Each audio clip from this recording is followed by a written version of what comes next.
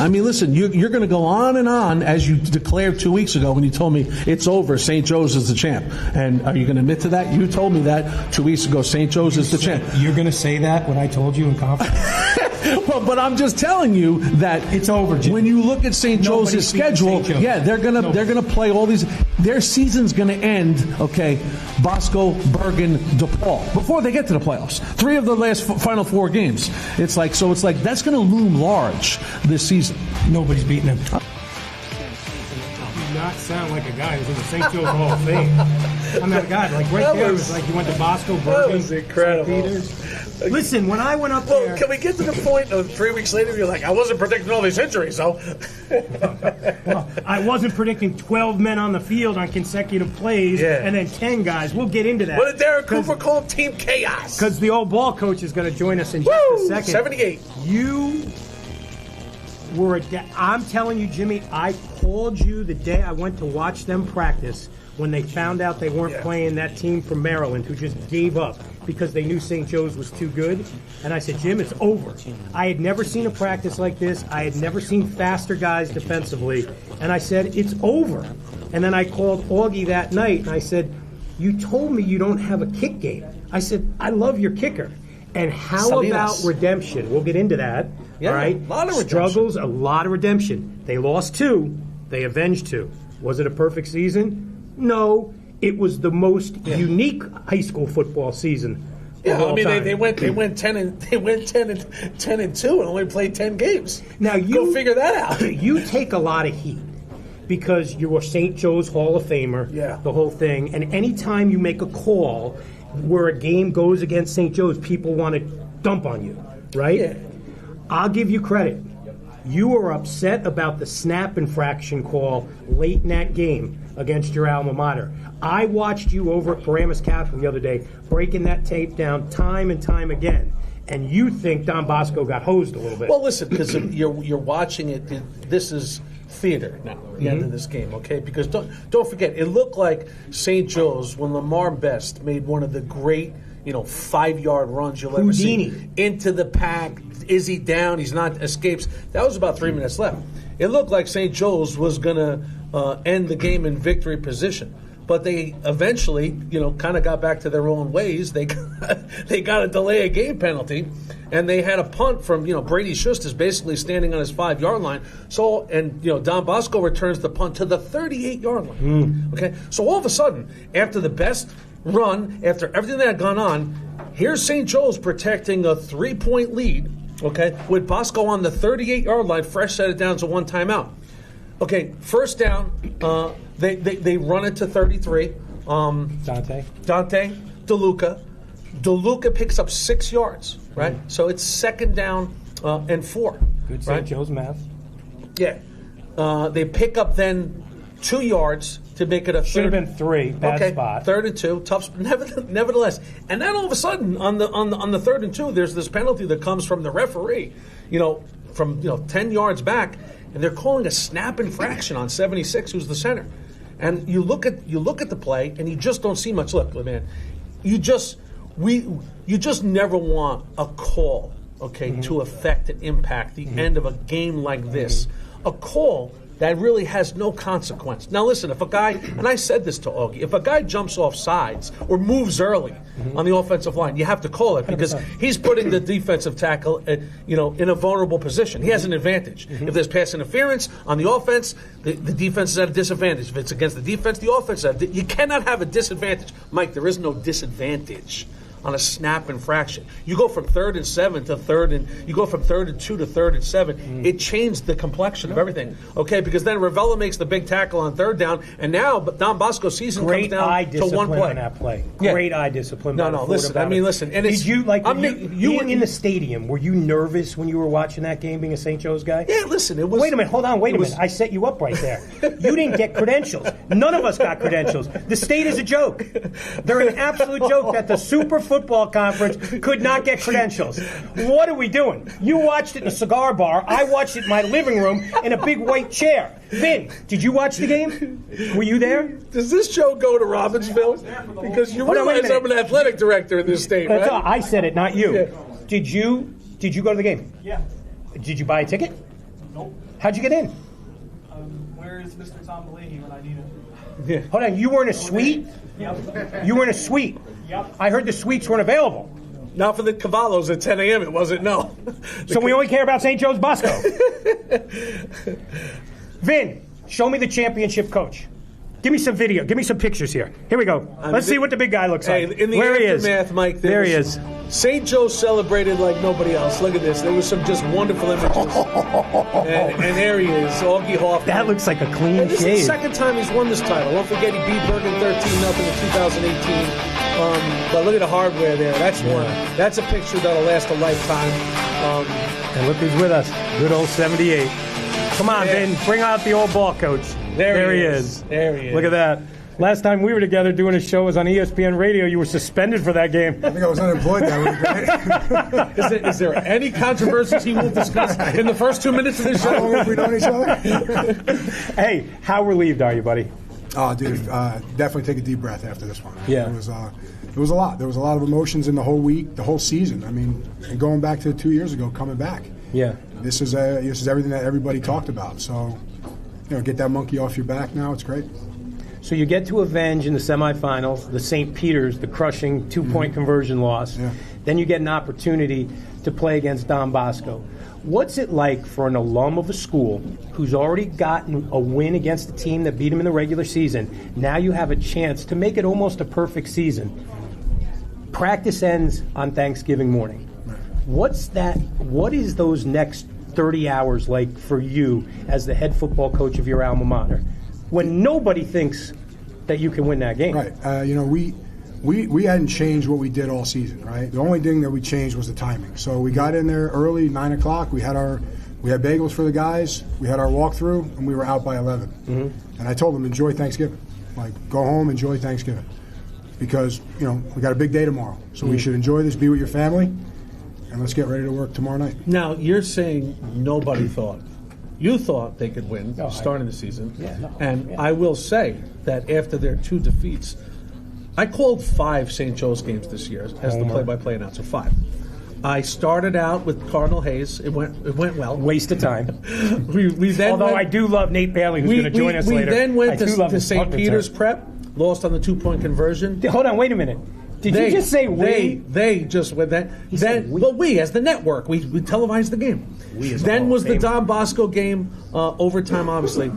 My point is that I always reminded him, and he'll tell you that number one, look at the margin of defeat here. You lost on a team executing a 2-point conversion, okay, and you lost in overtime against Don Bosco, who eventually be undefeated Don Bosco, who scored 1 offensive touchdown in the game. They had a kickoff return for a touchdown. Yeah. So I always kind of felt, Mike, that they were right there.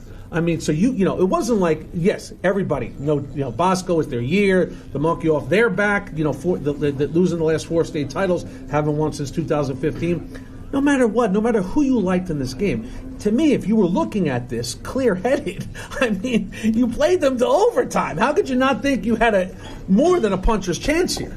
Yeah, I mean, I think you look at the way we've won games all year, and, you look at the Bergen game, come down to the wire, you look at a couple other games. Like, Darren said, it's chaos sometimes.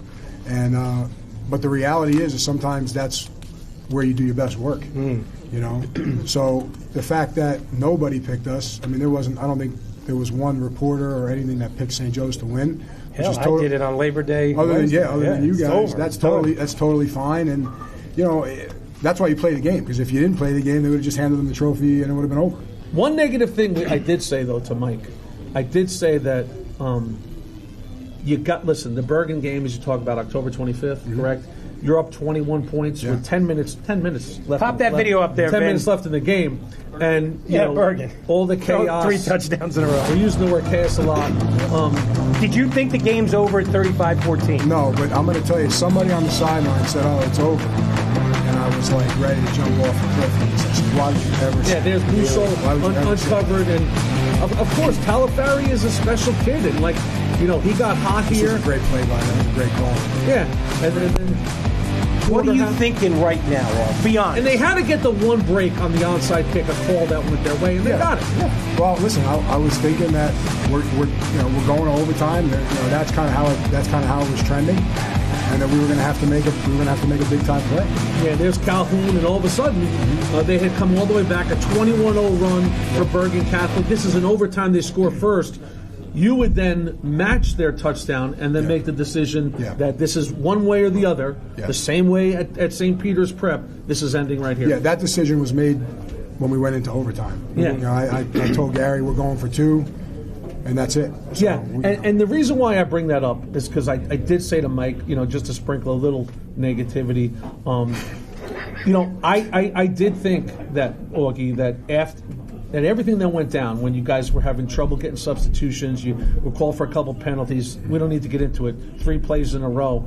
I thought if you lost that game that day, that we wouldn't be sitting here where we are today. Yeah, I think that's accurate. I think that was a snapshot of how good we were when we played our best, and that was how bad we were when things were not going well. Because there was no in between with us this year. It's a fair assessment. It was either going great or it was going really bad. Yeah. And not that it went really bad a lot, but a couple times it did. Oh, that Bergen game, there was a period of 3 minutes where it went really bad. Yeah, so I agree with you. I mean, that was a turning point. Yeah. That was a turning point in the season. But you put that, and now I'll go the other way here. We're talking about Darren Cooper using the word chaos and you agreeing. But let's face it, man.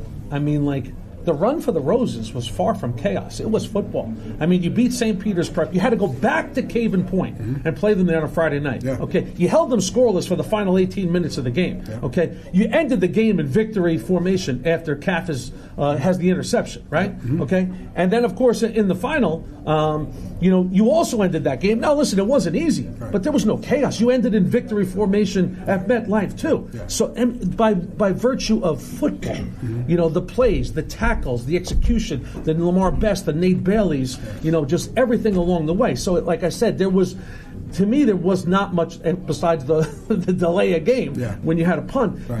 It was true green, so to speak, football for the from the 35-0 Del Barton on the road at St. Peter's. Not easy to go there again on a Friday night, right to MetLife, where you were down 4 at the half and you dictated terms. I mean, you flipped that game. Okay, you're down 14-10, and you have the great drive score, and then of course the fumble off the ensuing kickoff, and you flipped the script. And you took it home. Yeah, I think the one thing that you'll see, if you're really watching it, we played fairly clean the last half of the season.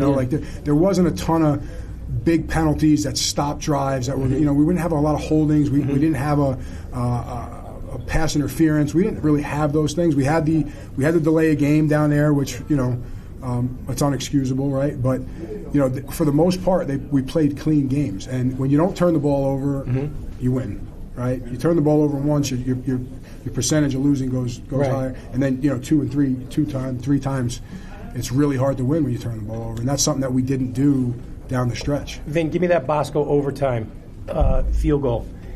Did you show this to the kids leading up to the state final? Did you go back and look at anything just to get them amped up? No, we put our media team, which I think is the best in the state. Oh, by the way, no, I'm not kidding. I was over at the Iona Prep, New York State Catholic Championship. Right. Ryan Mahoney, the athletic director, unprovoked, said St. Joe's Regional has the best media team of any high school he's ever seen. I swear, that's so funny you mentioned that. We have about 5. Oh, you say it's a kid too, right? Jack Iglesias runs it. He's a junior for us. You think he could be a scholarship kid, right? Because he'll do whatever he wants. He will run his own marketing company and media company if he wants to. Really? I mean, he is next level, and everything we do is his idea. Really? I just we talk. He comes to me with ideas. Was it his idea to throw with 10 minutes left? There you go. No, yeah, but the reality is that we show our little highlight video before the games. Yeah. There was some old stuff on there. It was the last time we were in MetLife. It wasn't so much negative. It was like, here, this is what 2018. This is what it looks like when things are going because you great. flipped it in 2018 too. You had lost to Bergen. during the regular season in 2018, and then you shut them out, 13-0. Right. That is the last time you had beaten Bergen before this year's overtime run. The thing that I like, Mike, is like I have these game charts, guys, that I do the games with, and I said to Augie, just give me a roundabout idea of guys in the last 8 quarters of football, the 2 games, the St. Peter's made an impact play in the game, and it's about 19 guys he checked off. You know what I mean? And too much is made of by guys like me and Mike and media guys. You're always going to hear about Nate Bailey, and rightfully so. He's going to be out here in a minute, and Lamar Best and the movie stars. But when you're going to sit down at some point and watch the film of the game for Friday night, there are so many individual plays in that game. Christian Alvarez at one point is playing defense in this game. Right, yeah. I'm like, hey, what? And making that, like, what's going on? And just, the Gallettes of the world blocking the punt. He mentioned the kicker, Kyle Salinas, the frustrations he had in the first Bosco game. Listen, there is no such thing as a routine kick for a high school kicker at MetLife. I don't care if it's an extra point. Primus Catholic, we missed our first extra point. Hurt us dearly in the game against DePaul. Sure. Right? It's like he made. I think sometimes, you've said many times, there wasn't a lot of me guys on this team. It was a lot of team guys. And when you gave me that number, 18 guys making plays in those last 8 quarters of football. Yeah, that is everything that we've spoken about since I came back. There had to be a culture shift. I think everybody bought in. I said it after the game last week. I think the guys that graduated last year, while they didn't get to where we did this year, they had a huge footprint on this thing because they wanted it. They wanted to turn this thing around. It was important to them. And then the seniors, when you have senior leadership the way we had from across the board, it makes it that much easier. I've been telling them since I came back, player-led teams are the easiest teams to coach because there is no, when a guy jumps on another guy, it's never like, oh man, get out of here. It's like, yeah, he's right. Yeah, think about it, Mike. You'll think back on this someday, Og, and it'll be like, well, we had the game that turned our momentum was an overtime victory against Bergen Catholic. We led by 21 in the fourth quarter. Oh, and then they'll say, oh yeah, you won the title with Lamar Best doing all these things about life. Oh yeah, but by the way, the quarterback that day was Mason Geis, who threw for 250 yards and 4 touchdowns that day. Mason Geis. It's like in the anatomy of this season, Mason Geis has his place in history. Tell me another. You guys have been doing this a long time. Yeah. Tell me another team that has had 2 senior quarterbacks, same age, that the second guy sticks around in today's football. Never. And all he did was show up every single time. We needed him, and he threw the touchdown pass in overtime with a broken foot. Oh, so the foot was broken. Look at him. He can't even. Oh, wow. If you rewind it, he can't. By the way, not only a broken foot, a foot that required surgery. Major surgery. Yeah. Still going to college. Oh, yeah.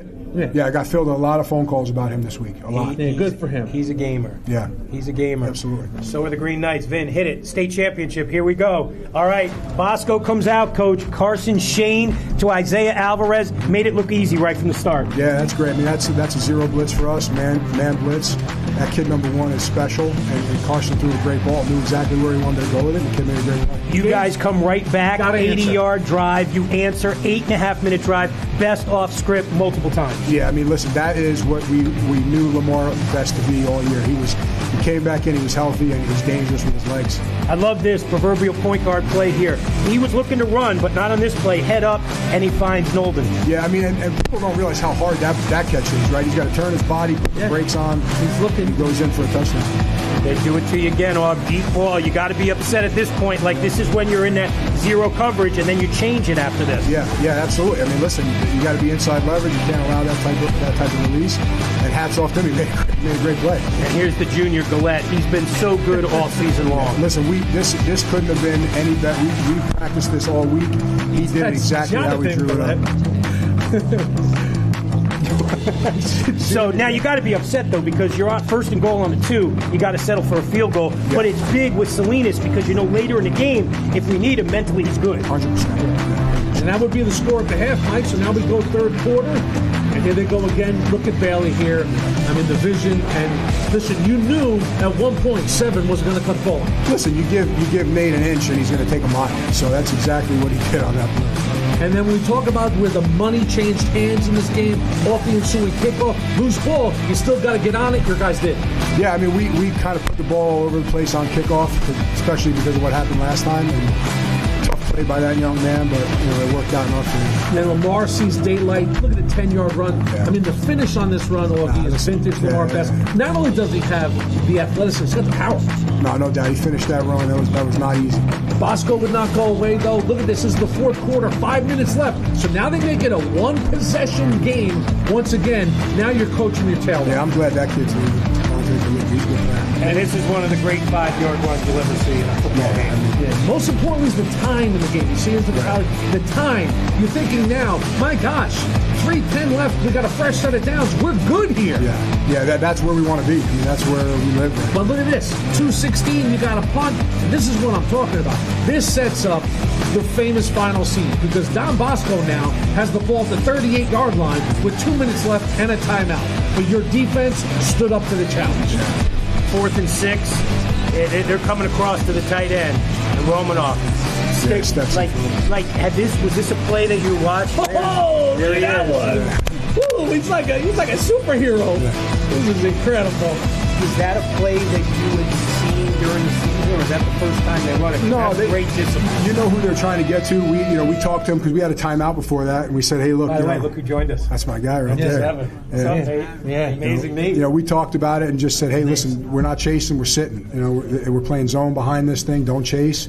And if you saw AJ, he sunk right there, and then Colton was right there to break it up. Really good job by both of them. Yeah, Ravella, about halfway through the season, he seemed to take it to another level. He seemed to be in on so many more tackles. Yeah. You had spoken so highly of him coming into the season, and like I said, I mean, it's like winning that game is about toughness in the end. And it's like a lot of your guys put their toughness on display. I mean, listen, you put toughness in the dictionary. There's a picture of AJ Ravella next to it. The kid's just a grinder. You know what I mean? And he made everybody better. He was a leader at practice every week. I mean, he was not taking any BS all season, especially the last couple weeks. And he has a major injury too. I mean, people don't know it, but he's dealing with a major injury to his arm. I mean, it's just like I said it after. We're held together by masking tape, and they just kept showing up. Speaking of injuries, we're not supposed to root when we do these games. And when this cat got hurt against Paramus Catholic, calling game, I'm not kidding. I wasn't into the game anymore. I mean, your offense wasn't either when he went out. But it was like, oh, my God, because I'm such a fan of yours. And, like, Nate Bailey's hurt. And I just felt like it took the air out of your team. I know it took the air out of the announced team. And let me just tell you, buddy, since your sophomore year, I know that he loves you. Like maybe like no player, excuse me, I've ever heard him talk about. But as a fan of football, I couldn't wait to watch number 7 play. I appreciate it. What makes you the dude you're always too small? That is such a bunch of garbage. I hate when people say too small. What drives you every day, every practice? I think what drives me is just the guys around me, the guys in the locker room. We got a great group of guys and a really tight group of guys. And guys like AJ Ravella, he makes you want to come to work every day. Like, he's a major part of what we had going on. So when you play against your defense in practice, the practice that I watched at the beginning of the year when I said you guys are good, that is going to be awful playing against your defense. It's rough. It gets rough. We have our days, they have theirs, but it's so hard to run away from guys like Taj Gray and KJ McClain day in and day out, but it makes you better. You see what Taj Gray said after the championship? What'd he say? He said he's the best linebacker in America. I agree. He's a sophomore. I do too. I do too. I'm back. He is. For sure. Oh, man, he is something. I tell you one thing that Coach Hoffman did, Nate, with you at the finish line here, and he kind of declared this. And listen, it's like Mike has said, I'm a St. Joe's guy. I've been around St. Joe's football really for the last 40 years. He said very early in this process, Nate Bailey is in the St. Joe's Ring of Honor of football players, right? Yes, and like, you walk up the hill every day to that field and you see the titles on the board, and you know about the McCourtys and the Giles Harrises in the NFL. And just, we're not going to start naming all the great players, but when your coach says that of you, okay, that's a high standard, and you lived up to it. And it's like, that must have felt good to you to have your coach say that. You know, absolutely. It feels great. And they say it all the time. Like our whole staff, we speak about how do you want to be remembered. And there's no other way to be remembered by winning big games and showing up in big moments, which you'll never forget. Nate Bailey, the Harvard-bound senior, a couple of huge plays in this game. Anytime you're on the field, even if you're not making a play, you're making the defense think, Yes, which sir. I love, which is making a play. Give me 365 days ago, up 14-0 against Bergen. The feeling of that defeat in comparison to when you won it the day after Thanksgiving. It was definitely a high revenge feeling. Like I'd never forget that game. Even though we got to get the win back, I would never forget it. And the seniors we had that year, that class of 25 seniors, they laid the foundation for the season we had. So we just knew from there on that we were capable of doing big things, and that's what we did. You sure did. Van, give me the tail of the tape. Coach, they only gained 125 yards against you in the first meeting. You look at the tail of the tape here. You mentioned it before, Coach Hoffman. What's the big number? The bottom one in Lake Blue. They had 2, you had none. And that was the difference in this football game. Yeah, I mean, listen, you look at that first game, what the defense did. To say you're going to come out there and replicate that in the state finals is absurd. And they did a great job. I mean, they ran the ball well. Carson threw the ball very well. But like you said, the turnovers in the end and the special teams play was what really put us over the top because the offense was struggling. And the defense had to win it. Yeah, I mean, listen, it's really almost 3 turnovers because you throw the block punt in there. Mm-hmm. You know, you got the strip sack, and Nate. The other thing that I think of too is like, you guys really couldn't get too far ahead of yourselves with thinking about MetLife. Everybody's goal is MetLife. Let's face it. But you had to go back to sort of the scene of the crime. St. Peter's Prep, a game you didn't play in the first time around. And on that Friday night came a point in the playoffs. I mean, I think the reason why people agree with Coach Hoffman when they're like, hey, Nate Bailey is an all-time St. Joe's player is because there's one common denominator between all the great St. Joe's players. In the big moment, they stamped it, okay? They wanted it run through them. Everybody knew it was going to run through them. They accepted that challenge. And on that night in Caven Point, he scored 4 touchdowns in that game. Yes, sir. He did everything possibly that you could do to get your team to MetLife and give this team that platform at MetLife. That was an interesting game for you because you didn't play the first time. You knew they had lost there. Not an easy place to play. They have you out in no man's land there. You got to bring a tent, heaters. You got to bring the whole. It's not like any other game you play, right? Because you kind of go there and you're like a lost soul wandering the woods, right? I mean, it's like there's no locker room. There's nothing. It's like you just got to sit around for about 2 hours and then play a football game. Exactly. And when you think about that night, what do you think about? I have a big shout out for the O-line that night. I had 4 touchdowns, but the way the O-line played all through the playoffs was major. Guys all across the board, from Christian Alvarez to our center Dwayne, and then got guys who had major injuries like Steele, who even dug some out and had some big games and big moments. I couldn't have did it without These are your boys, without all seniors, those guys. all seniors, all right? seniors. Yeah, Danny Montesano, big part of what we did. St. Thomas. Yes, sir. I'll tell you what, this dude Steele Yes, sir. against DePaul, I was telling that to Coach today. He was a wrecking machine, and big Jason Jean got better as the season went along. Yes, sir. Question for you, Nate. Did you celebrate after the game on Friday night? Not that night. No? I did go home. I was very tired You were and I was tired? hurting. But Yeah. the next day, and then even in school, I got to celebrate with the guys who supported us, the night pit, and it's no better feeling than that. I love it. Like, You know he's who else? a classy kid, like myself. hold on. He's a Harvard guy. You know what I'm saying? And we're civilized. Well, I mean, like in my When mind. you say because- he's classy, I don't know, Hall of Famer, but you are the athletic director of Paramus Catholic. This might have overstepped the bounds, Vin. Oh boy! Here we Oh my God, what are we doing here? I mean, seriously, you decorated your house. This is some of the guys I at mean, Paramus Catholic what having a are little you fun with me. doing? That is actually my house. And they said, "Oh, the Christmas lights look great." Look at that, Nate. What do you think about that? I like it. That's pretty cool, right? I mean, like, Augie looks like his father. Yeah, Augie looks angry. I don't look angry. I thought Augie's been angry during this show, too. No. We're losing players? Yeah, it's a lot of fun. A lot of fun. He's leaving. Okay. Hey, He's upset because here's you're the thing. leaving. Here's the thing. And I tell people, I give a lot of talks to kids. And I gave a talk picture. to a group of kids a couple weeks ago, and Augie's son, Augie Jr., was in the audience. Oh, my God. This is at the saloon in Pearl River. Okay. Oh, boy. You have a mustache. Exactly. Who got the tab that night? Mr. St. Rose? I hope so. But, listen, and Nate, you'll always remember this, too, because it's like, I tell kids all the time, like, whether you're choosing St. Joe's or Don Bosco, Premise Catholic, Bergen Catholic, they're all great places. You're going to do great. But remember one thing. You go through life, you'll have different cars, different houses, a lot of different things. You only have one alma mater. Okay? There's only one school you could say. That's the high school I went to. So, do I take some grief? I do take some grief. But it's all in good fun, right?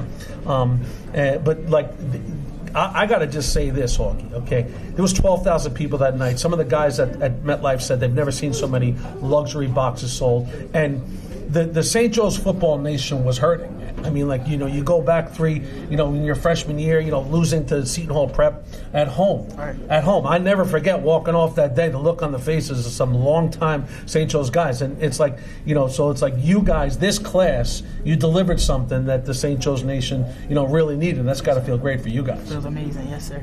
Nice. Nate, do you know that he used to run around when he was named athletic director at Paramus Catholic? He would call himself America's top athletic director. No, you called me that. Now, you better be careful, because I don't know if you know about Bailey. He's a karate guy.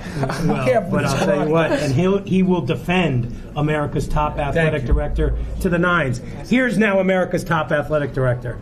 Here we go, Vince. Here we go. My man. Look at him. Right? Another Rockland County guy. By the way, this looks like a scene from Greece. What is this? Gosh, Danny Zuko. He's a Hall of Famer. You're a Hall of Famer. Next picture. You sold pizza. He played Division I college football. And when he wasn't playing college football, he was playing Major League Baseball. So that, Nate and Og, that is what America's top athletic director looks like. Would you like to add something? I mean, listen, Jimmy is clearly in a category of his own, but this guy is pretty special. I mean, listen, Pat. Real quick about Pat Kimberland, right? It's great to have a guy like him back. Number one, he's a St. Joe's guy, right? Yeah. But number two, how many guys can go play 4 years of scholarship football and then decide, I'm going to go play baseball, hit for the Triple Crown, lead the Big East batting title, and then go play in the major leagues, and then come back. Play in the Olympics. I mean. And when like the lifers talk about the greats as a human being and a player, Pat Kimberland's at the top of the list. Yeah, which one was one above or one below him? Yeah, he's a couple below him in the playing time. Pat was good. By the way, what was Kimberland's hobby sport? Because a lot of these multi-sport guys, one of them's the hobby sport. He played football at Rutgers, so we thought baseball was the hobby sport. Then he went to the major leagues, the Olympics. I mean, it's incredible. But you know what? They're in great hands there with Kim. There's no doubt about it. And hey, he's another Rockland County guy.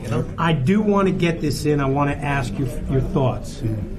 There's high-level players in that game Friday night. High level. I thought for the first 20 minutes, and I'll be interested to see what because you played against him in this game. I thought 32 Matt Acapinte was the best player on the field for the first 20 minutes. The inside linebacker going to Central Florida for Bosco. I thought he was great. No, Matt, hats off to him. He's a tough kid. I know his dad for a long time. Yeah, son of a coach. He is exactly. He's a son of a coach. You can tell he does everything the right way. He plays hard. But that whole defense. I mean, they're terrific. The Eakins kid. Aiden Hutchinson. Yeah, that's why it reminds me. You're right. Aiden O'Neill. I always tell the kid looks like Aiden Hutchinson. Mackay. Give me a break. And then the guys on the back end. It was tough. But that's what made that game so great. Is that when it just looked like hey man, it's Bosco. They haven't scored in the second half. They came back through those guys. I mean, Aiden O'Neill makes a tackle for a loss that sets up their last possession in motion, and it's like there's no shocker there from number 8, right? You know what I mean? I mean, you see the way how well Carson Shane played in the first half. That's what dictates a classic, great game when both teams are landing punches, all along the way. Yeah, I mean, and some of those plays that those guys made were effort plays. A lot of them were effort plays. We're blocking them. They fall off. Go make a play. Aiden makes a big time play. We run a jet to David Forrester, who's probably the fastest kid, one of the fastest kids in the state. Tackle for a loss. I mean, and you're just sitting there like, man, if we can't get that going, it's a long night. Have you had a chance to watch the game as a fan yet? No, I watched it. Have you had a chance? As a football fan, it's a great game. It's a great game.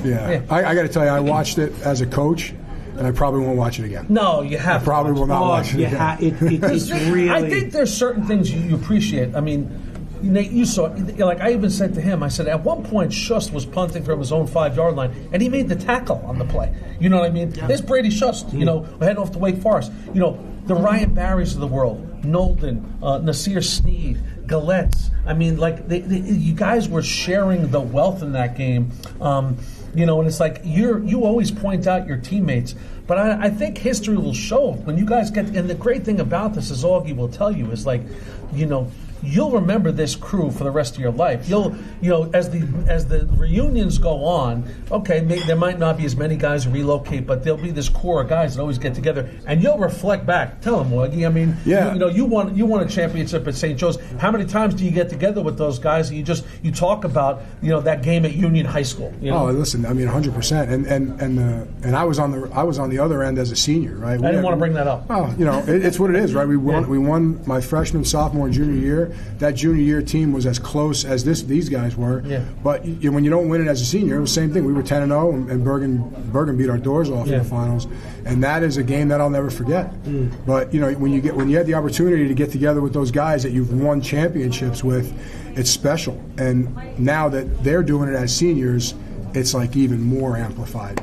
Final question. Of all the teams you played in high school, what team do you dislike the most? That I played against? Yeah. I'm setting you up for the next question. I have a lot of respect for the guys. Yeah, that's okay. And it was a great game, but I gotta say Bosco. Okay. Bosco. Yeah, that's so you know how Jimmy keeps talking about when you come back and stuff like that? Right. No matter how much you dislike Yale moving forward, you'll always dislike Bosco more, right? Probably so. My man. Yeah, I got a question I know That's the answer to. I love it. Do I get one more question? Sure, go ahead. All right. Go as long as you want. Who's St. Joe's #1 fan this year? St. Joe's. Yeah, I think she's in the building tonight. I definitely think that the St. Joe's #1 fan is my mom. Oh, get a camera on her. Your mom. Get her over there. Swallow that food real fast. Your mom's name is Sherelle? Yes, Sherelle. Okay, your mom's name Mike, is duck Sherelle. down, Mike. Duck down, Mike. And I just want to say this, like Nate. We have a lot of fun here. We talk a lot of smack. But you also did the most important thing an athlete can do: make your mother proud. Because you're not only a great player, you're a high character guy. Mm-hmm. You know what I mean? People know Harvard. There's no accidents in going to Harvard. I mean, your life is going to be dictated by playing Ivy League football and getting a Harvard diploma. You know what I mean? And it's like, and I know your mom is vocal at the game. She's into it in a great way, and to take her on that ride, because it's a journey. And listen, I mean, like, I know the Bosco guys are bitterly disappointed, but I like to remind people they went undefeated from basically August until December. Okay, and the Bosco guys, they must, is as bitter as it is. Phenomenal. They took their fans on an undefeated journey, beat everybody along the way. It doesn't always end well. It doesn't always end well in life. Okay, but don't ever forget the journey, and the journey you took your mother on is a once-in-a-lifetime journey, and when you make your mom proud, you're doing something right. Buddy, great job. It's been a joy to watch you play, man. I love Number 7. Oh, the captain. Terrific. Thank you. Now, you heard Augie before. He said in the event, if the Bergen Catholic game went to overtime, they knew they had to play. Well, the Super Football Conference decided that this year they were going to pick the best regular season game of the year. It came to 6 finalists. One of the games, this cat right here, needed a little extra time to make sure that St. Joe's went on a winning streak. Into the backfield. Here's Geis on 2nd down. It's a little fake to Bailey. He's got a man towards the corner of the end zone. Touchdown! Spectacular grab in the back of the end zone. When the game is on the line, you need a team who knows strength, recovery, and performance. At Alliance Orthopedics, we keep athletes moving, stronger, faster, and better every day. For every parent, for every athlete, Alliance Orthopedics. Better every day.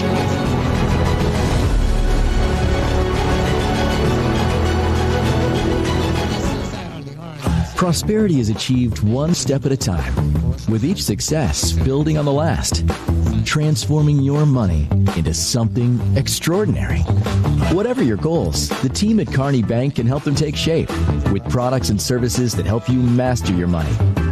Your first car college tuition, a new home, even retirement. Let's make your dreams a reality together at Kearney Bank. See how today at KearneyBank.com. Jets fans, Gotham City football is coming. Be at MetLife Stadium as the New York Jets take on the Miami Dolphins, Sunday, December 7th at 1 p.m. Don't miss your chance to experience the Jets' first ever rivalries game and see the team's new uniforms in action. Lock in your seats at nyjets.com/tickets. Welcome. Come on in. Looking for mental health services for you or your loved ones? We have a signature way to pair you up with a therapist that meets your specific needs. At the Lucan Center, we are driven by science and led by compassion. Thank you. Experience the Lucan difference at any of our 7 locations in northern Jersey. Log on to lucancenter.com or call us at 201-409-0393. At Lucan Center, get Lucan centered today. Jim, you see the Family Year thing presented by Apple Greens? Yeah. So every game they go out there, Capola and his crew. And these are the guys they came up with. Bergen, DePaul, St. Joe's. What? No. This is. Do you think the Bergen fans should be involved? The Crusader crazy? I call them the Crusadiacs. What about DePaul? Do you think they have a chance? No. Now these guys. Look at Alvarez. Look at Christian Alvarez up there. Oh, my God. Is that Christian Alvarez? Oh, that. Now, to me, based on pictures, the Iron Man they worked out before this picture. They have a chance. And Ramapo. That cannot be the winning student section. Oh, my God. There you go. How is that possible? See, you don't know the fans. Oh, so Ramapo had a spoken. lot of internet people. Yeah. They're good on the internet up there in Franklin Lakes. And Bergen and Bosco. I got to be honest, I'm surprised. The Bosco guys look jacked in that picture. Yeah, I mean, listen, is there anything better than the Bergen Catholic student section running down? No. Well, how about the county cops shutting down the road? Buddy, how upset were you when you had your wonderful family over at MetLife Stadium early Friday morning? Lisa and the 3 girls shuttle over there to East Yeah, we want to Rutherford. thank the state for putting the Paramus Catholic game at 10 a.m. on Friday. And you didn't get in a box. First of all, when we arrived at 8:30, nobody was there to let us in. Do you know at 8:30 in the morning, DePaul and Paramus Catholic were standing on the curb outside of MetLife Stadium? I've always said play the games at Kane University. No, if it's not for Tracy Morgan, the actor, your wife and the girls are not in the suites. Yeah, Tim Thomas did what I would have done if I needed a suite. Call Tracy Morgan? You call Tracy Morgan. So he's tight with Tracy Morgan? Yes. I'm sure Tracy said, hey, Tim, don't let the Paladins mess up my suite, Tim. You make sure they stay in line. Those Paladins, I know they like to get after it. Good. You know him, right? Didn't you meet him at dinner one night? I met him at Sear Steakhouse one night, yeah, and a terrific guy. I mean, just like he had just come off that accident. He was walking with 2 canes, and I said, hey, Tracy, keep chopping, baby. And next thing you know, he sat down and spoke to us for 20 minutes. He's a delightful guy. Now, and he hooked up the Paladins because let's see it, Vin. We needed a press box. And wait a minute. Wait, this is I'm sorry. Lisa, your you wife. asked me for a picture of my wife with Tim Thomas. Apparently, that's the courtside seat that she has at Knick games on a regular basis. You got Tim what a those seats disaster! at the Garden? Not me. He takes my wife there to those Let's games. see what Tracy Morgan's suite looked like. This is MetLife. So this was the whole Paramus Catholic crew.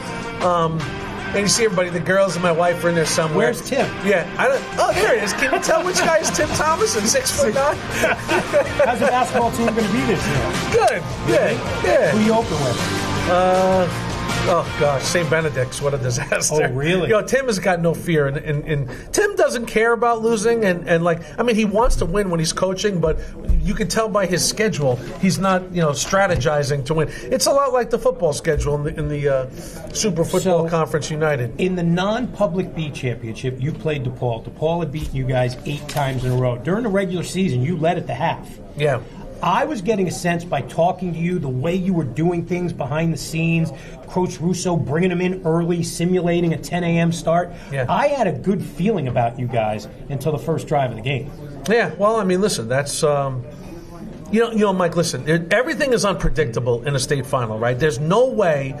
even Nate Bailey sitting right here, you thought he would play well in that game, right? But you couldn't guarantee it. Mm-hmm. I think the one player that we were probably guaranteed was going to play well was Derek Zammit of DePaul. And why? Because he had played in that stadium for the first 3 years of his career. You and I stood there when he was a freshman and won that game. He was making his 43rd high school start at quarterback. Think about that. 43, okay? And he was 2-1 at MetLife going in. So I knew we were going to have to overcome the comfort level and the ability of Derek Zammit. And he put it on display the first drive of the game. 14 plays, 8-minute drive. He takes it in, and they were kind of on their way. His ankle looked pretty good. Hit it, Vin. Here we go. Jimmy talked about that first drive.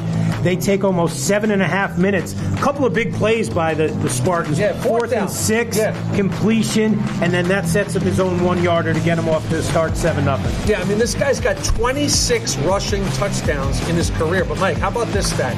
15 of them are over 10 yards, okay? So Zammit, that's the 1-yarder, but this is the real Derek Zammit, okay? Look at him, finds space, navigates his way through the defense, and it was 14-0. Premise Catholic had only run 3 plays in the first quarter, and we were down 14-0, okay? It just, listen, things didn't go our way. Brooks Van Overloop blocks a punt. The ball goes forward. How does that even happen, Mike? Okay, how do you block a punt? The ball goes forward. Okay, in the end, Rowan Martin would really try. This is right before the half, the most important sequence of the game. Connects it here to AJ Lopez. We got a first and goal from the 5, but we got a penalty, set us back, and then we just couldn't connect. Huge moment in the game because it ends that way, and here's how it starts. Zammit, the Washington bounder, 69 yards. Hay is pretty much in the barn, you think. Well, 21-0, but one thing about a Greg Russo team this year, okay, they fight and they have that moment where they could score, okay, and they would come back. Marco Green would enter the game. Remember Marco Green threw for 1,000 yards in the first 3 weeks of the season, had an elbow injury. He was able to come back. Chu Oda right there. And you missed the extra point, which was huge. It was a killer. It was a killer. Because look at the score here, Mike. We're chasing a 9-point deficit. If it's 21-14, Greg Russo can just run his offense there. But in the end, DePaul, they go back-to-back 5 straight times. They've been into the state final MetLife, and this is the rap sheet on Derek Zammit in his career. 3-time state champion. College quarterback in that picture. I mean, going to Washington, these numbers are ridiculous, Mike. You know what's ridiculous? He threw 803 passes. I mean, come on, 803 passes. He's 43 starts, threw for over 7,000 yards, 74 passing TDs, 26 rushing TDs. Total yards nearly 10,000. Just everything you'd expect. High character, classy kid. Shook everybody's hand after the game. And he listen. Highlights, Vin. You give him a lot of credit. Listen. You see Zammit, he always finds a way. This is what he does best, Mike. He's got a big rocket arm. That was against St. Joe's. This is against Don Bosco. He's going to bring this to Washington. You want to see a quarterback get downhill? Look at his cat go right here. I mean, this is what Zammit does. You couldn't be surprised that he rushed for all three of their touchdowns. Yeah. But we did a good job because, don't forget, they scored that 3rd touchdown. Then we settled the game. Like I said, that differential of missing extra points really hurt us. And in the end, DePaul was just better on that day. Hey, rule number 1, you know this, man. We've been doing this a long time. In a big spot, state championship, rule number 1 is you got to play well. Okay, early in the game we didn't play well. Okay, but I will say this: what did I text Greg Russo? What do you do as an athletic director in that spot? You wait a little. I thought time. your text to him was great. You wait a little time. You try and add a little levity to it, and he knows I'm a big kind of movie guy. And I said, in Gladiator. The theme was win the crowd, right? And I said to him, man, I know you're bitterly disappointed, but what you did this year was you won the crowd back for Paramus Catholic. Mm-hmm. We had more students at that game than we did at any other game this year. We had more fans at that game than we did at any other game. Our games this year on a whole were really well attended. They were festive. It was really like a great atmosphere all year long. You got to remember one thing. These seniors, Mike, came in with Greg, right, 4 years ago. They came in, the team was on a 16-game losing streak. Yeah. Okay, it would go to 18. Playing in MetLife, was miles away. And in their senior year, they got the team back to MetLife, okay? And for them, Greg had to convince guys, and he inherited a roster with only 28 guys on it. He had to convince guys to come to Paramus Catholic to play football. Okay, he had to let them know this is a journey worth taking. And when you look at some of the schools these guys are going to, we'll have a little signing day tomorrow.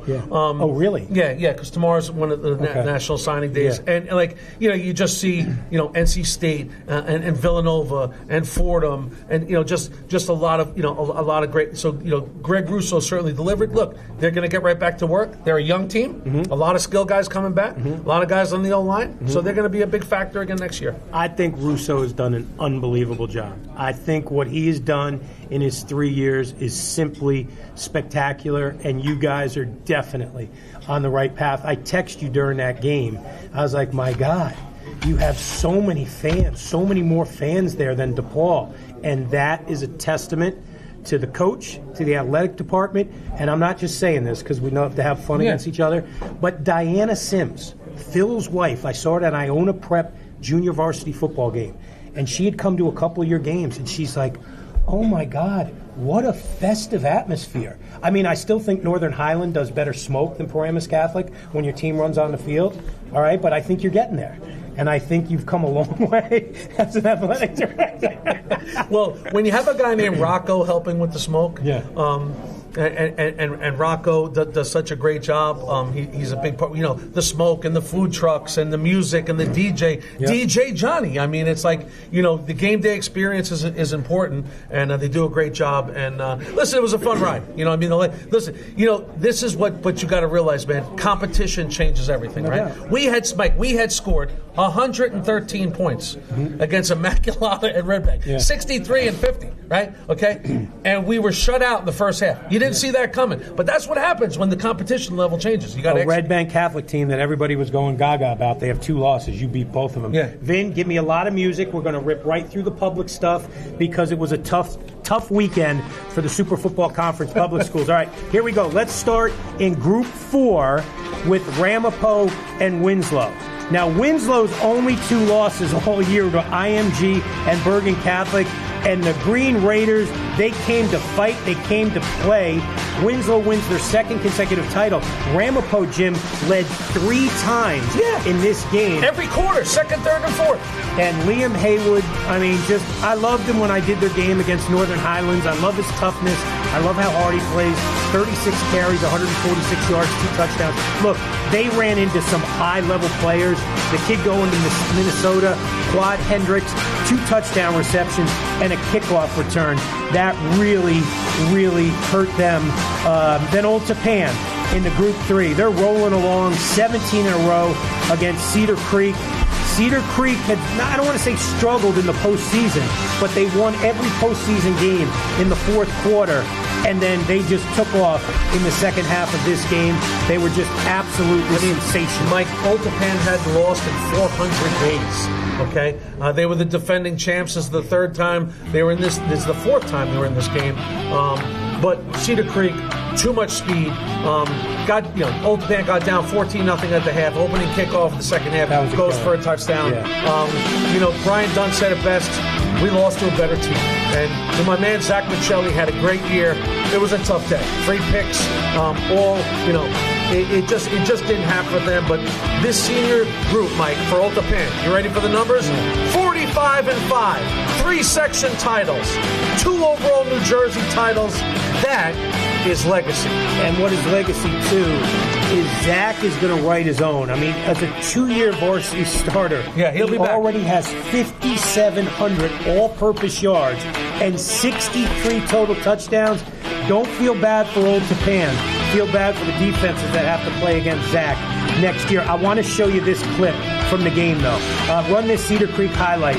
Jamar Campfield. Now, they had a 3-headed backfield. They had Maine, they had Stony Brook, and then this cat right here. They were just, this is high-level stuff. Another big play. And this is why Cedar Creek Campfield's going to go the distance. Finished the season. When you're keying on 2 guys and the 3rd guy does that, that's when you know you're seeing next level. And, hey, listen, we spent the whole year was Old Tappan was absolutely the best public school in North Jersey, right? I mean, we agree on that. But that's the beauty of this tournament now, because in 2022 they decided, and you and I called for it for years, because we couldn't stand when people would run around saying we're state champs, and you never, the last game you played was in your section. Yeah. So the unification of the belt is important. I agree. Okay, and it's not gravy. Okay, that's not a throwaway game, Brian. You know, Coach Dunn didn't. You know, that's a bitter defeat. You know, Ramapo. Listen, Ramapo. This is the one stone left unturned for Ramapo. They got 1 million section titles, right? They want to get this one. You know, they were in it 2 years ago. They lost by 50, right? They came to play in this game, doubt. and it was a great showing. You know, Winslow is a different animal. They haven't lost to a public school since 2023, right? So I mean, like you mentioned, you know, in Ramapo they played well. They had no turnovers. They battled like the championship program they are. They're terrific. So, Don Bosco undefeated no more. Old Tappan undefeated no more. There's only one Super Football Conference team that finishes the year perfect. Pop it, Vin. My guys up there, Mike Gerst guys. The Bridgemen of Fort Lee. The Burst. 9-0. They win the Ivy League title. And this is what I don't understand. I don't know who picked these games that the fans are going to vote on. How the Ivy League championship wasn't selected is mind-boggling to me. It was a sensational game. They only played 9 games. It doesn't matter. It's like. Hold on, wait a minute. It's like getting a 4-0 and you don't have to take the final exam. No. Okay, but that you want to fight the unbeaten thing, fine. But as far as Finn, pop it back on camera. Yeah, never tasted defeat. I mean, but my thing is, if we're just picking games. All right, the Northern Highlands, the Ramapo Old Tappan game was back in September. This game was the night before Halloween. Yeah. Why wasn't it selected? Yeah.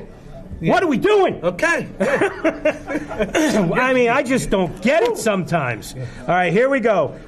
So that's it. Congratulations to Mikey Gerst and the boys. And, of course, those Senator brothers. CJ will be back. Luke is off to play baseball in the spring, and somewhere playing college baseball after that. Vin. Group 5, Passaic Tech, Washington Township. Hey, Bulldogs up 6-3 at the half. You're feeling pretty good. And then Washington Township, one of 3 undefeated teams in the state. Fort Lee, Washington Township, and Glassboro. Jalen Robinson had a great postseason. Continue with this. I was into Gabe Miles, the Passaic Tech quarterback. You know, good numbers. I just love the way he competed in this game. Yeah, he came out. Once upon a time, Gabe Miles was at Paramus Catholic. For Gabe Miles, he didn't look like himself in the first half. You could tell in the second half he cranked it up, played really hard. You know what I mean? He's got athleticism. But Mike, this Washington Township team built for now, 28 seniors. They scored 500 points coming into this game in 13 games. And in the second half, they kind of just ran over Passaic Tech a little bit. Too big, too fast, too strong. They pressured Miles into some mistakes. And Washington Township turned a very close game into not so close very quickly. Bad job producing by me. Group 1 final, Vin. We should have had Coach Gogarty from Cedar Grove and Coach Breeker from Glassboro on the show because it didn't end well there. They were pretty upset. Coach G was pretty upset at the end of this game. Thought that Breeker and the boys from Glassboro were running it up there at the end. But you said you're okay with that, right? I mean, listen, it wasn't horrendous. It's a 2-possession game, okay? You know, like this is one of those things where you're talking about the type of play they're running. You know, they're running jet or whatever they're, hey, just run the ball. I get it, you know what I mean? But listen, Glassboro, this 27th consecutive victory. That's #1 in New Jersey. They go back-to-back. Their coach had lost 3 years ago in his first year in the state championship. Now he's come back-to-back years winning it. He won 2 as a player. Glassboro is got a great culture and great tradition, and they put it on display against a really tough Cedar Grove team that was playing well at the right time of the year. I mean, anytime you see a public school, how many times you see, especially in a game like this, Mike, Super South, a game like this is going all the way to the end of the season, has 4 losses. You know what I mean? Like, these are a lot of games. I mean, 14's a big number. You know what I mean? Super South. Oh, my God. Look at that. Southern part of the state in red. Last year, 128 points. against the Super Football Conference. Yeah. I mean, Winslow goes back-to-back. Ultapan will not repeat. They won it last year. But, hey, to the victors go the spoils. And the South this year got the better of it when it came to the public school. Well, this is what they need tomorrow night. They need Shabazz. The Super Football Conference needs Shabazz to beat Camden. The Bulldogs only lost this year 50-0 to St. Peter's Prep. Yeah, that's right. Gaines wanted to play that game. I get it. Big body. 5 o'clock tomorrow night in Rutgers. The Super Football Conference has to have the dudes from Newark win this What do game. you mean? St. Joe's and DePaul are in the Super Football Conference. Oh, would you stop? They were guaranteed to win it. Hey, listen, Shabazz is an interesting equation too, Mike. They're the 3-time section champ. They lost this game last year to Rumson Fairhaven, 26-24. Very tight game, bitter defeat. But they're as you said, their last loss is to St. Peter's. Camden is loaded, as you would just think, right? Whether you watch Camden football, basketball, they're loaded with explosive talent. Where are the kids from? Their only losses coming from all over the state. Their only losses are to Winslow and Shawnee, Camden, and just doing a little Camden stuff here. But Shabazz, like I said, they can get a goal. They beat Westwood, by 30, and 5 different guys on the team had an interception in that game while you were on assignment. You were away on assignment for a couple weeks. Yes. Listen, then they followed that up by beating Wequahic 20-6. So now, listen, the spotlight falls on them, and this is, in this year Gaines, big body Gaines is in his first year, and boy, what a way to cap it off if he could beat Camden in this game. They're going to have to play sound football to beat Camden. Did you have anything to do with the selection of the regular season game of the year? I did not. Well, because I've heard your voice in a lot of these. It's interesting to see, could it possibly be St. Joe's, his alma mater, in a heartbreaking loss to St. Peter's? We'll find out when we come back. Pass, taking a look, Bell taking a shot at the end zone, rising high, spectacular, Hunter Watson, touchdown for the Marauders of St. Peter's Prep. It's the biggest deal in breakfast, Dunkin's $6 meal deal. You get a medium iced or hot coffee, bacon, egg, and cheese, and 6 toasty hash browns. Dunkin's $6 meal deal is back. As a coach or a group leader, it's tough to focus on your team when you're focused on everything but your team, which is why Snap Mobile One brings all the management tools you need together in one app. Maximize your fundraising potential using SnapRaise, the #1 online fundraising platform with guaranteed results. Chat directly with staff, students, or parents for quick updates and seamless communication. Easily manage team rosters, update schedules, and keep your community informed. You can even set up a custom fan store for year-round revenue and community engagement. Snap Mobile One streamlines athletics and activities management so you can focus on what you do best. Take back your time. One app, every need. When the game is on the line, you need a team who knows strength, recovery, and performance. At Alliance Orthopedics, we keep athletes moving. Stronger, faster, and better every day. For every parent, for every athlete, Alliance Orthopedics. Better every day.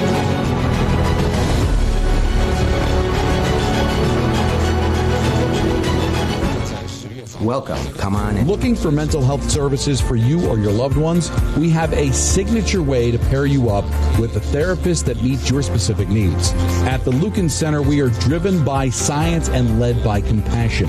Thank you. Experience the Lucan difference at any of our 7 locations in northern Jersey.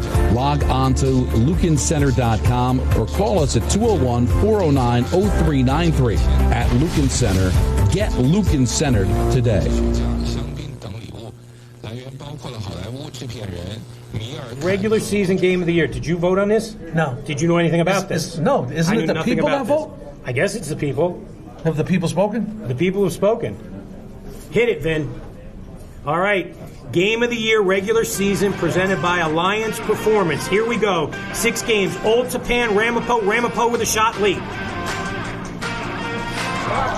Grosser. He's going to try to extend the play here. He's going to try to outrun the defense, and he's brought down, and the Bulldogs comes loose, and Ulta Pants defense makes the statement to seal the victory in the final seconds. Pretty good. St. Peter's, St. Joe's, September 27th, thrilling right to the end. It comes down to a 2-point conversion. Here's Tyler Bell, now the senior captain bound for UMass, under center. Little motion. They go to Teray. Teray turns it inside. Teray is in for the 2-pointer, and the Marauders have the lead. Decent call. Wayne Valley, Wayne Hills. Much better call by the Wayne Hills kids. This Wayne Valley side is screaming right now. Matt May from 25 to send this game to overtime. Matt May, the kick is up. It's no good. It's blocked. Are you serious? Matt May is the only extra point and only field goal miss of the season. I love Wayne Hills TV. Bosco Joe's extra football in Montvale. Johnny Dever. Next stop, Yale for lacrosse. But on this day in the moment, can he be the hero for Don Bosco? Dever does it! Johnny D delivers! Don Bosco wins it in overtime, and they are a perfect 6-0. Ramapo, Northern Highlands, Brusser. Brusser's been money on third down tonight. He's under pressure. Escapes, throws, back corner of the end zone, wide open. Yeses. Touchdown, Ramapo. And what a wonderful life for Mr. Bailey. They're going to give it to the captain. Bailey fakes the give. Bailey tripped up. Bailey extends the football. St. Joe's wins the game. The Grey Knights get the 2 and the W. Wow. Whoa. That was a good year for you. I got to be honest. If I was voting or knew anything about this, I would have picked the Wayne Hills Wayne Valley game. I definitely wouldn't have gone Ramapo Northern Highlands. Ulta Pan Ramapo made it. Bergen. The Wayne Hills Wayne Valley game was terrific, and I think the reason I liked it so much is we got that from Wayne Hills TV, and those Wayne Hill high school kids were so. I mean, you got to think about it. This game was about to go to overtime, and these kids on a game where their teammates, their friends lost, called it right down the middle. Listen, if you're Wayne Demikoff, this game wasn't about to go to overtime. You were about to win the game because they were on the 1 yard line a moment before. You're right. And had a penalty, and that's where they had to change the plan. Yeah. I mean, so that's really why I agree with you that this is my number one, just because of the juxtaposition of how the ending was. Darren Cooper joins us. What jersey is this? I'm waiting. That's a Bengals jersey. All right, of course, I'm going to bring it full circle to you, Mike. Okay, I'm going to bring it full circle. It's Princeton. All right, you mean to tell me you don't have an arena football jersey from the New Orleans Knight in 1987? No. Quarterback Mickey Gidry? Neither should LSU you. backup? Hold on, though, Jimmy. Hold on. Mickey Gidry went to Archbishop Shaw High School in Marrero, Louisiana. Why is Archbishop Shaw important to North Jersey football? Oh, come on. We started the Super Football Conference podcast with a story about this guy. You do impersonations of this guy. Greg Toll? Who hired Greg Toll at Don Bosco? Oh, Father John. Where did Father John come from? Oh, that's right, because he loved football. Archbishop Shaw High School. This is some weird kind of game show or something. Really, come on, keep up, Kamala. Keep up. Really. Listen, I was like phase 3 at St. Joe's. So that was really good. That was something. Listen, you could have gave me 100 guesses. I wouldn't have guessed. But listen, to all the kids out there, all right, this is called Zubaz, okay? Now, we had the same color uniforms in football and basketball for what? Forever? Yeah. And then the Charlotte Hornets showed up, and they wore teal, and they destroyed everything. They made everybody say, we could have crazy colors. We could be St. Joe's, and we could wear gold numbers on white jerseys, and we'll never see who the player is. It's just awful. And so then they said, well, let's get crazy, and they came up with this thing called Zubaz. I like that I promise jersey. you, Augie Hoffman somewhere has Zubaz Boston College pants in his word. We all had Zubaz back in the late 80s and 90s. Jersey. You know, Coop, we've talked a lot about St. Joe's on this show today. I'm going to say something, and I'm just speaking I am not a social media guy. I think social media people can be mean and unfair. If you're going to say something mean and unfair, you know what? Put your name to it. I think what people are saying and hiding behind walls and all that garbage about Danny Sabella is a great football coach. The Don Bosco football coach. All these people, we need to make a change. Really? Who are you going to get better than Dan Sabella? So all these people who run their mouths, put your accreditation to it, and then go watch a Don Bosco practice and see if you can do better than Dan Sabella. I just had to say that because I think it's totally unfair. The amount of work he puts in, the amount of work his staff puts in, somebody has to win or lose. Yes, they're 0-5, and only in one of those games they weren't competitive. Dan Sabella is a great coach and deserves to be at Don Bosco for as long as Dan Sabella wants to be at Bosco. Your thoughts? It's funny, I called Dan Saturday morning. Because I had the exact same question you did, Jim. I wanted to know about the snap infraction because I didn't get it. And where I was standing, I didn't get it. And to Dan's credit, he said our guy was early, and then he said we didn't have a play call. We didn't have a good play call anyway. It really didn't matter. Man, I didn't see What do you mean his guy was on the side? That was what he said. He said my guy was early on the ball. I didn't see it. And then I think what bothers Dan was it's 14-10. They get the short punt. They get the ball on the 48 yard on the plus side of the field. They moved the ball real well. Now, of course, credit Joe's for making the stand at that time. But that was where the game turned. And then he also told me something real interesting. Said on the kickoff, Mekhi Allen had gotten banged up on the defensive series. He wasn't back to receive the kick. How many linebackers, first team All-State linebackers return kicks? But Mekhi Allen went 95 yards against St. Anthony's earlier this year. So it wasn't our normal kickoff returner. But even so, the minute left in the game, I'd go to the ball, 38-yard line. They had a chance to win. But boy, Dan, the thing I think people don't understand about Dan is nobody wants to win more than he does at Bosco, for crying out loud. And he said to me, this one really hurts. And of course I'm like, yeah, they all hurt. Because he carried the torch through the season. And it's, when you have that kind of undefeated journey, I think the expectation is that this was a matter of fact, that they'll get it done one way or the other. Right, but Mike, to echo your sentiments, I wasn't off the field at MetLife, and my phone was already buzzing about, one, who was transferring to Joe's to play quarterback next year, and two, who's going to be the new coach because Zanella's out. And I'm that's chill. Listen, here's the thing. And I didn't even know Mike was going to bring this up.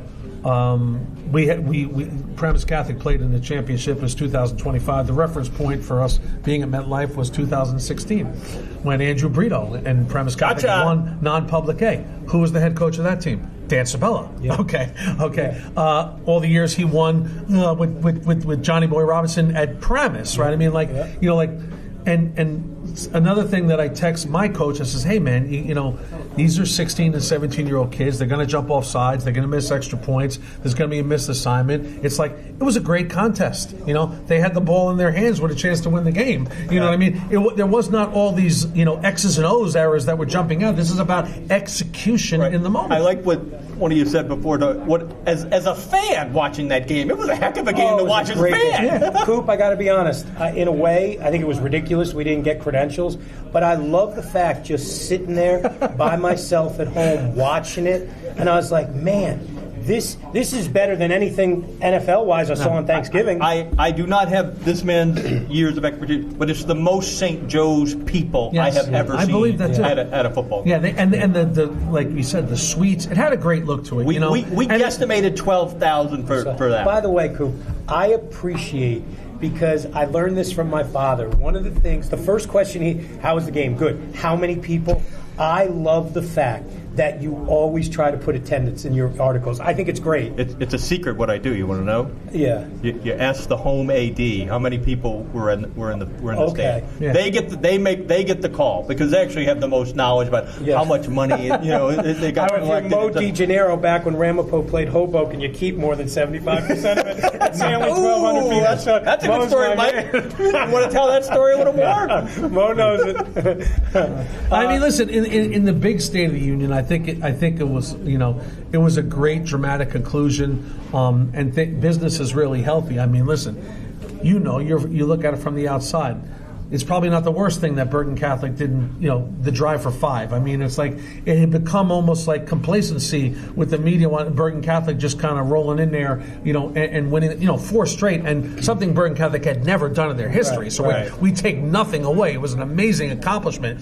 But one way or another, you're going to have some new blood. I mean, it's like, Don Bosco had that 2015 Tommy DeVito, St. Joe's had the 2018 with Augie Hoffman. So the storyline was there. All right, well, I got to call somebody out, though. Listen, next year, by the way, my segment's Coop calls them out, okay? I love it. That's what it is. Put the picture of Augie. Mike's had that segment for 30 years. All right, listen. So you see this guy, man, he's so excited, all right? He's so excited. Great picture, by the way. That's a NorthJersey.com picture. Wow. I took it. So I said, looks like a winter warlock. Did you know that in 15 minutes, later, after this picture's taken, he's going to stand up in front of his team and the whole St. Joe's community, and you know what he's going to say? Nobody picked us to frickin' win. So you know what that does to everybody on the St. Joe's crowd? They want to fight the reporter who's standing there. They come all over. Did you pick Bosco? Yeah, I picked Bosco. Yeah, you did. You know who I picked in week 6 when Bosco won? Bosco. Yeah. Did I stand up in front of Bosco I told y'all you were going to win. Look, I told y'all. Did I do that? I don't remember doing that. I love it. It's better when you pick against people, because when you pick for them, you never hear from them. So then I get. And you know what the best part of that whole thing is? I've never picked games. He always picked games, but yet people yell at me that you picked against us, and I go, "What are you talking about? I didn't even pick the game." I had people on social media telling me on the last play of the game I groaned at the end because I was rooting for Bosco to win. Newsflash, you know what? That's silliness. I did groan at the end. Do you know why I groaned at the end? I couldn't see the number of the player who knocked the pass down. So I got to tweet out, St. Joe's wins the game. No idea who they... Do you know who knocked the pass down? I'll put there. Yes, Colton Romanoff. Yeah. There. You couldn't see the number. He was across the field. Yeah, I had to look at 2 replays on NJ.com to see it. I'll give you a quick story about people upset with you when you pick games. This was a classic. So it was the last year that Joe's played Bosco on Thanksgiving, so I'm going to say 2011. Sure. So I'm heading up there the day before. We're going to call the game on Thanksgiving. 13-10 game? 13-10 game? Yes. Yeah. And Don Bosco had those awful uniforms with the yellow. They burned them. McAleer burned them right after. So you know the fire escape on the back of the Don Bosco thing? So Greg Toll is standing up there the day before. I come walking up through the back. Hey, Mike. Hey, how you doing, Mike? I say, hey, Coach, I'm doing well. Hey, I tell you what, I'm a little upset with you, Mike. I'm like, why are you upset with me, Coach? He goes, hey, you picked against us. I'm like, what? He goes, I picked against you. He goes, you've been picking against us a lot, Mike, all right? I said, Coach, I haven't picked against you in 7 years. So they hear what they want to hear. Now, I wanted to do a segment with you guys, right? And Jimmy talked about his charts before, right? Great. And I got the charts. I picked out the big 4, right? Joe's, Bergen, Bosco, Peters. And I said, let's go down returning players. And then I said to myself, it's North Jersey. You have no idea who is going to be at what school next year. But if all the guys stay, all right, the defenses of St. Joe's and Don Bosco will be the 2 best defenses ever, because they have great guys coming back. If everybody comes back at Bergen, that offense, I think, will be the best of the 4. But who knows? I hate the fact that we end the season and we can't say this team is the favorite for next year. Even talking to my colleagues down in South Jersey now, they almost know. A guy I work with real closely at the Asbury Park Press even will tell me, we got this really good player at blah, blah, blah school. Yeah. He'll probably end up with one of your schools next year. And it's just kind of the way it is. It's the sophomores from this year, because that's a great sophomore class. Because to transfer as a senior, you're going to have to sit in New Jersey, mandatory, the 22 days. So most of the time, it's the sophomores who feel like they're under recruited, they're underappreciated, they're not playing in big enough games. That's where it kind of comes into play. Coop, who was the biggest surprise this year? Now, before I ask you that, when I said what I said about Dan Sabella, the funny thing is, if Dan beats St. Joe's, all this sentiment about Dan now goes to Augie. Absolutely. It's unbelievable. And it's like, who are you going to get better than Augie to coach St. Joe's? So it's just such an venomous social media, but who had the biggest surprising year for you?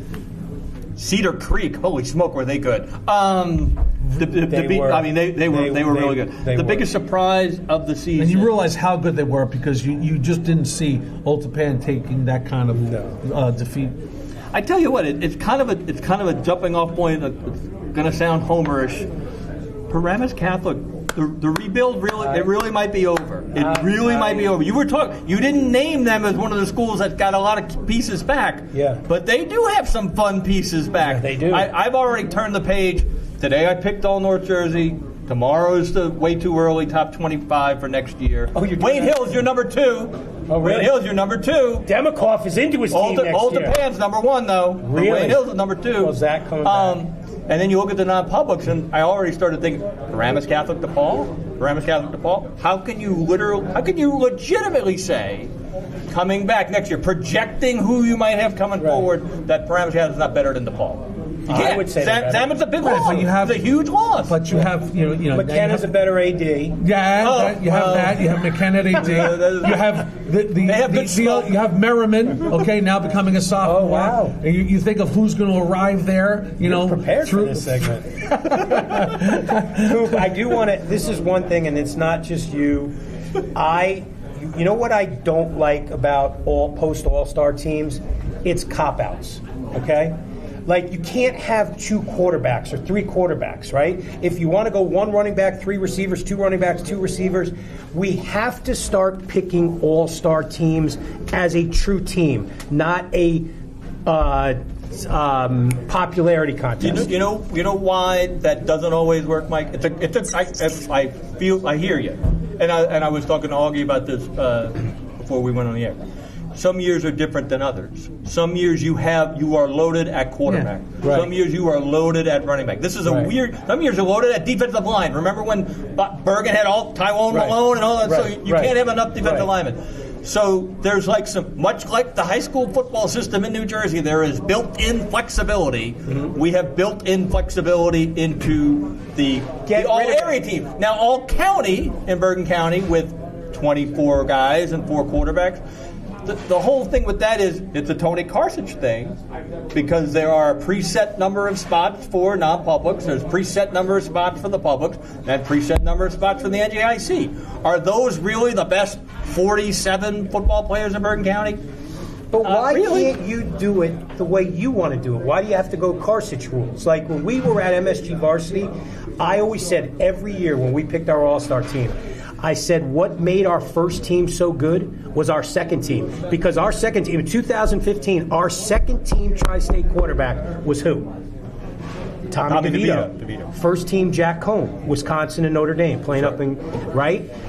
Was it tough? Hell yeah. But I always felt that if you made those teams, it made you feel better because you were the only one. I tell you what gets me sometimes about picking all North Jersey, all area, you're kind of locked in picking a certain number of non-public kids because they are so good. You know, the talent is undeniable. Mm-hmm. But then when I get to the second team guys, you find Chase Kalarka, he's not second team, but a guy like Chase Kalarka, you know what I mean? A guy like Tucker Canning from Northern Highland, Kadir Young from Passaic County Tech, he made first team. Yeah. But you get to those guys and you're like, I could win a lot of freaking games with these second team kids. Yeah. Sometimes you almost wonder if I lined up my second team against my first team, I'm not so sure the second team wouldn't, take them to the woodshed. And that's what I always said on our MSG Varsity shows. Our second team could play with our first team.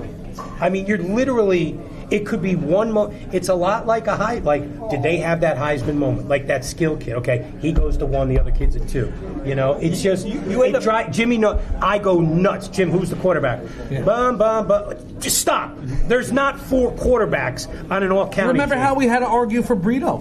Oh, yeah. Andrew Brito, Paramus Catholic, because of guys from Connecticut and New York, or the writers and guys at MSU Varsity are like, come on, you don't even know where he's going to college. Look where these guys are going to college. And we said, he just rung the bell as a state champ in the toughest division in the Tri-State, okay, and really did a lot of it on his own. The issue, too, is you can't necessarily compare the competition that Carson Shane faces necessarily against Zach Maselli, what he faces. Mm-hmm. So the numbers don't tell the whole story. But then how do you reasonably compare them? That's the whole point about. Should we snake the state 1-32? You couldn't do it because how do you compare a team from West Jersey against a team from Super Football See, Conference? I got to be honest. I think the quarterback is the easiest position to pick in an all-star thing because you know what the best way to evaluate him? If player A had player B's talent and player B had player's A talent, like if you put Zach on Don Bosco, is his numbers better, the same as Carson Shane? They're going to be right there. Yeah, they're going to be right there. That's a good way to look at it. And I think when you look at Josh Allen, when everyone's like, oh, Wyoming or wherever he played, whatever, it's like, well, he threw a lot of incompletions. And this is when I love to listen to Phil Simms. He goes, well, hell, he doesn't have the receivers that can make mistakes into catches. And I think the quarterback position is the easiest position to pick on a postseason team. I really do. I really do. I think it's the hardest is the lineman, but 100%. But quarterback, some years there are clear, obvious standouts. How many quarterbacks did you pick? 3. You picked 3. 3. How many public schools? Butler, David Smith. Okay, you've been into him all year. But again, that goes to he led us in rushing. He had 2,600 yards. So who are your 2 Catholics? Are you allowed to say it? I'm not giving a whole thing away. No, don't. Zamet though is on the team. Zamet. I like that. Zamet is on the team. Zamet's on it. Jim, anything else for Coop? No, I mean, the one thing that you the word you used came up a lot on this show with St. Joe's and chaos. And it was chaos on those sidelines. It was chaos on the sidelines of the Burton Gather. It was chaos in that last drive down there too. And I give all you a lot of credit for saying this is what we're comfortable with. Yeah. What strikes me, and I know you guys enjoy this part of it too. Every year we have the state champion. They have like something they can hang their hat on. Bergen Catholic the last week, just execution, and Campanelli and toughness. Paramus Catholic had living and style, and Bosco, of course, was the toughest dog in the yard. Good offensive line, good defense. And this year the theme is when things got crazy, Joe's got good. Yeah, and then Joe's executed. When things just when it seemed like it wasn't going to happen, it did, and that was what pushed them to the top. It's like the great boxing manager Teddy Atlas. You see that click. We're firemen, man. It's like sometimes when the fire's at its greatest, you got to go in there. You got to find composure and you got to execute. You know what I mean? And listen, it was a really interesting finish. To that game. I thought it was just unbelievable theater because Bosco's. I thought we were going to OT. Yeah, I thought we were going to OT. But I did say to Mike, as good as Dever is, I know it's the big kick. It would have been a big kick. The wind was still swirling a little bit. It is MetLife, and I actually, I actually did ask Dan that question too. Did you think about kicking a 51-yarder? Mm-hmm. And he said the same thing that comes up, and you guys know the goalposts are small, and they are. And watching Dev, because I was a big fan, because I think he should definitely. I think you wrote it too. He should definitely be on the football team at Yale. There's no question about it. I thought if they could get a shot from about 45, that was where I was thinking too. They needed the first down. They did. They needed the first down. That was good because they got to the 28. Yeah. But it was great theater. I really appreciate you, Coop, being here every week. I know it's tough working with Jimmy, and it's a lot of fun. I love your perspective. I love what you do. I love that you make picks too, because that's great. And I love your quirkiness, the way you write and stuff. I think it's really cool. So I want to thank you. You have to embrace being a little bit of a polarizing figure. Right? I think for a long time, early in my career, I worked on the sports reporters with ESPN and Mike Lupica, and people used to say to me, and he was a real, he still is a delightful guy. Was nice to me. People He's soft-spoken. How do you like that guy? Sometimes the prominent writer is a polarizing figure because everybody's always on one side or the other on what you're writing. You know what I mean? And it's I think you love every minute of it on some level. And Augie, even to throw it out it's like, all right, more readers for me. You know what I mean? It's really okay. It's more readers. Yeah. I never asked you this by any chance because you're very similar to him in your approach. Do you know Sean Patrick Bowley from the Connecticut Post up there in Connecticut? No. Oh, he's terrific, right, Jim? Yeah. Oh, he's very much like you. Knows how to get under people, writes great stuff, fair to everybody. So it's and he's polarizing, and you do you make it fun. because half the time I'll say it too. This guy's out of his effing mind. Like, you don't know what he's writing. You know, and then the next time I was like, man, that's a great article. That's a great pick. You know, so thank you, man. Thank you for covering high school I waited football. 15 years, remember, that's what I said, to be next to Jimmy and Mike Quick. I've had a blast. You could be next to Jimmy next year. I'm retiring. Getting too old for this. Coop, thanks a lot. Have a Merry Christmas, buddy. You too, guys. When we're gonna come back, and Vinny C is gonna wrap up the final show of the year. Be right back. It's the biggest deal in breakfast, Dunkin's $6 meal deal. You get a medium iced or hot coffee, bacon, egg, and cheese, and 6 toasty hash browns. Dunkin's $6 meal deal is back. Jets fans, Gotham City football is coming. Be at MetLife Stadium as the New York Jets take on the Miami Dolphins, Sunday, December 7th at 1 p.m. Don't miss your chance to experience the Jets' first ever rivalries game and see the team's new uniforms in action. Lock in your seats at nyjets.com/tickets. When the game is on the line, you need a team who knows strength, recovery, and performance. At Alliance Orthopedics, we keep athletes moving. Stronger, faster, and better every day. For every parent, for every athlete, Alliance Orthopedics. Better every day.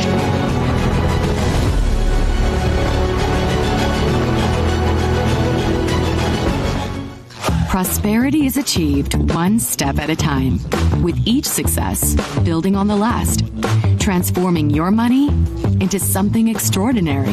Whatever your goals, the team at Kearney Bank can help them take shape with products and services that help you master your money.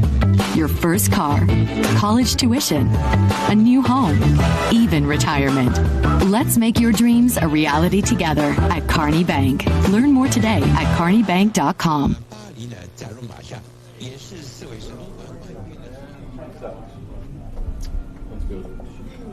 What are you going to talk about on the first show next year? Have you started thinking about it yet? Apparently, according to Cooper, a lot of Primus Catholic talk, but you know. I'm sure we'll talk about how tough it's going to be for St. Joe's to defend this title. Can Bosco get over the hump? Can Primus Catholic get into the mix with the Big Four and make it the Big Five again? You know, all that good stuff. Well, it's always fun, brother. You got it, man. Love a lot it. of fun. Yeah. Love you too. And we can't do it. You know, he's the pretty face. I'm the guy that gets upset with people, but it's not about us. It's about Vinny C. and the Clifton crew. So as we say goodnight to the 2025 football season, who better than the former Clifton Mustang great to say thank you to everybody, all his crew. Vin, Merry Christmas, buddy. Merry Christmas, guys. First of all, before I even get to thank you all these guys, I got to go ahead and I got to thank our hosts here, Mike Quick, Jimmy Cavallo. You guys have been awesome. I mean, you guys talked a whole lot of great football this year. Jimmy, you call a lot of great games. Mike, you call a lot of great games. Just thank you guys for doing what you guys do and just being two great hosts on the show. But I got to thank our guys here. If you can get a little wide and get all these guys. I know Mark doesn't like to be on camera, but I got to thank Mark Mecca. He hates being on camera, but I got to thank him. This guy has been one of my best friends for years. He's like a brother to me, really. He's the whole reason I'm here, so I got to thank Mark. And then if you can move the camera up a little bit. This might be longer than the show. Oh, it will be. Move the camera up a little bit and get Mr. McConaughey in that shot. Mike McConaughey, he has been absolutely awesome. He's big. I mean, he's also helped out a ton. I mean, it's, again, like half the stuff that I do, I wouldn't be able to do if it wasn't for this guy. And right behind Mr. McConaughey are two people at Prolific Sports Lab, Nick and Mason. These two guys have given me all the video that I need to make sure the show operates. So you guys saved my behind a lot of times. So thank you so much. Of course, I know she doesn't want to be on camera, but Miss Huster has been a very important part of this crew as a camera person. So Miss Huster, you have been awesome. And then obviously we have our cast crew. We have G over here when she's not. Plus, she gets free soda with this job. Look at that soda. Absolutely. And usually, she does a lot of great stuff for the camera. When she's not on camera, she's usually playing a sport, and she's very good at all three sports. It's 3 sports, right? All 3 sports she does. So I got to thank, of course, my sound technician that I put through everything here. I mean, I've been through a lot of pressure, but every time I'm telling him to lower and increase sound, and I've driven him nuts. But Roberto, thank you so much, man. Hey, Vin, if this was the Oscars, they would tell the band to start playing. Listen, okay. We can't forget about Monty. How can I forget about Monty? Anybody who watches the live streams, it's my co-broadcaster, and of course we have a dildo behind this camera here. Monty, go ahead and put his shot up. Yep, there he is on camera, right on cue. Wow. But, we've been going way too long. So, listen, to everybody who's watched at home, to everybody who has been here for the Super Football Conference podcast. Now I got the great song, All By Myself. Can you do that up? Yeah. Jimmy's all alone. Like Elvis, Mike Quick has left the building. But I want to thank everybody who's watched the show, everybody who's tuned in every week, everybody who's, every guest we've had on the show. Thank you guys so much. Hope you enjoyed the off season. And this was season 1 of This Week in the SFC. Vinny.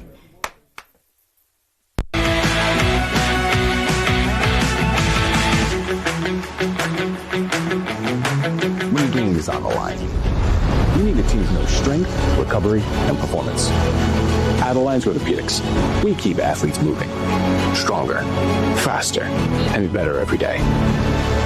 For every parent, for every athlete, Alliance Orthopedics. Better every day.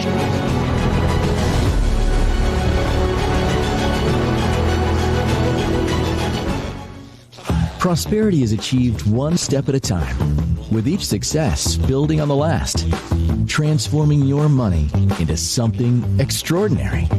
Whatever your goals, the team at Kearney Bank can help them take shape with products and services that help you master your money. Your first car, college tuition, a new home, even retirement. Let's make your dreams a reality together at Kearney Bank. See how today at kearneybank.com. Jets fans, Gotham City football is coming. Be at MetLife Stadium as the New York Jets take on the Miami Dolphins, Sunday, December 7th at 1 p.m. Don't miss your chance to experience the Jets' first ever rivalries game and see the team's new uniforms in action. Lock in your seats at nyjets.com/tickets. Welcome. Come on in. Looking for mental health services for you or your loved ones? We have a signature way to pair you up with a therapist that meets your specific needs. At the Lucan Center, we are driven by science and led by compassion. Thank you. Experience the Lucan difference at any of our 7 locations in northern Jersey